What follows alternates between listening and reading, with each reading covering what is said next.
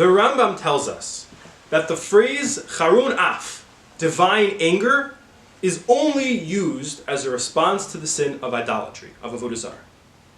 The problem is, in this week's Parsha, the Torah uses the phrase V'chara api, and I, HaKadosh Baruch Hu, will be furious, as a response to someone who mistreats orphans and widows.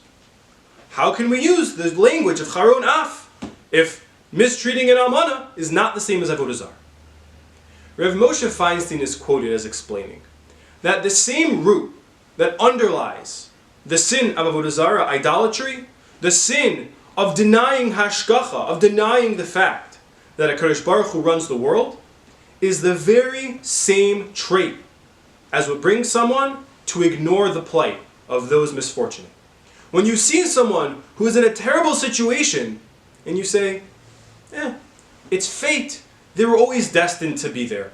Why is it my achrayus? Why is it my responsibility to help them? Explains Rav Moshe that once we understand that HaKadosh Baruch Hu runs the world, that it is not fate and happenstance that placed that person in that situation, we realize that it becomes our achrayus, our responsibility to help them and raise them up from that. And that is why the Torah can use the same language of the anger that HaKadosh Baruch Hu feels towards avodah zarah is the same person who ignores the plight of the Yasom and the Amma. Have a good Shabbos.